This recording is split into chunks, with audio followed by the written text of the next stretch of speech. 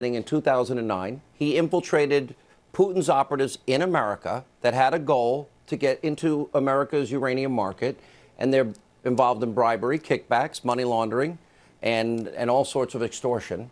The country knew it, the FBI knew it, and they still allowed the deal to happen 18 months later, and he's talking about how weak our country is. Why did they let this happen?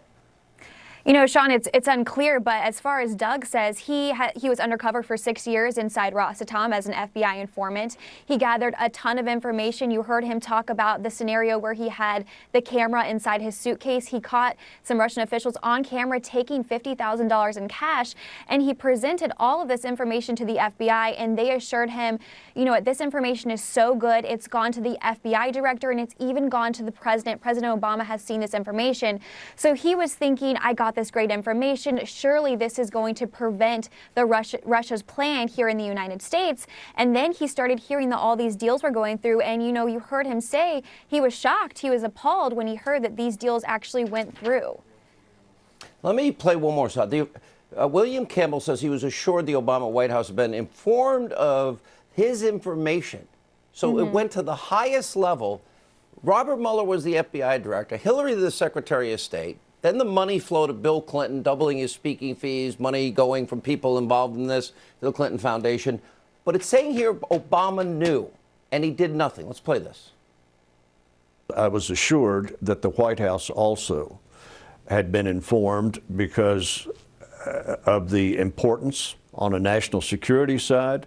And it was actually a very enthusiastic commendation that I received from the FBI because my work had resulted in the White House daily brief being handed to then President Obama. That means the president knew about all of this. Robert Mueller knew about all of this. We import, Allison, you know, of almost 90% of our uranium. We don't have enough, and it all happened, and they had 18 months with an informant inside. How could this ever happen? Well, look, you know, right now you have Democrats calling for stricter restrictions on Russia, saying that Russians are bad actors. But then, you know, under their watch, you had an FBI informant inside Rosatom telling the U.S. government, hey, this is Russia's plan. They're trying to make the United States dependent on Russian uranium. And during that time when he was giving them this information, you had the deal with Uranium One go through. You had the Russians garner billions of dollars worth of new nuclear fuel contracts, and they were able to get a hold of a large percent of the United States uranium. So yeah, it is shocking. All right, Allison, thank you for sharing the tape. We appreciate it. Joining us now with more reaction, Fox News contributor Sarah Carter. You have spent hours, Sarah, with this informant. This is only the tip of the iceberg of what he's saying, but he knew the whole time. The White House knew, Hillary knew, Mueller knew, crimes were being committed. Nobody stopped it. Why?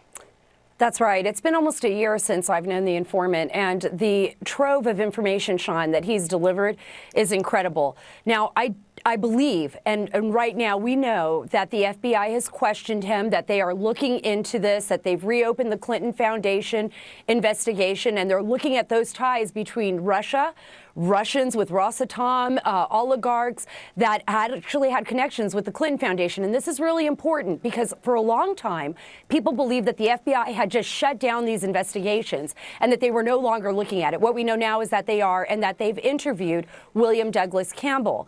Another really important factor here that a lot of people need to realize is that during this time in 2010, he also provided the United States government with sufficient evidence that Russia was also providing all kinds of assistance to Iran with their nuclear program. And what's important about that is that in 2010, Obama basically lifted the sanctions on Russia.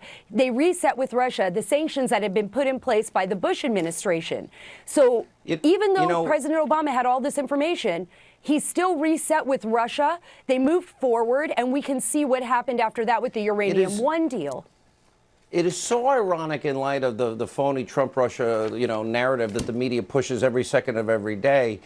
And the Clinton and the media talking points on this have been, this story has been debunked. But we learned that this informant, who you know and have spent many, many hours with and are very well aware of all of the evidence that he has available and that he's now presenting. He testified and spoke to the FBI field office investigators into the Clinton Foundation. I always say in these cases, follow the money. Where does the money now lead us now that we know an investigation is going on, that the story has not been debunked? I think what's going to happen here, Sean, and talking to people in law enforcement, federal law enforcement who've conducted these type of investigations and people who actually were on this investigation from the beginning, they're going to start tracing the money. He provided the foundation. He provided the evidence, the players, who was involved, what they talked about, the laundering, the schemes that were going on. And now what they got to do is look at those players and trace that money, see where the money went. The money that went even to Bill Clinton, remember, from Renaissance Capital, which was the Russian bank basically run by FSB agents, which is their spies, that paid Bill Clinton $500,000 in 2010 for a speech.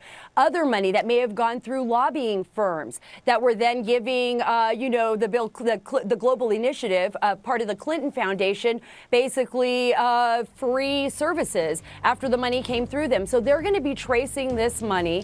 They're going to be following that money, and hopefully it'll lead to some answers, and could be a lot of trouble for Hillary Clinton and the Clinton Foundation. All right, we're going to see a lot of this coming. This was in December. This informant was interviewed by the FBI field office in Little Rock. All right, Sarah Carter, great work. As our special investigation into the corrupt media continues, there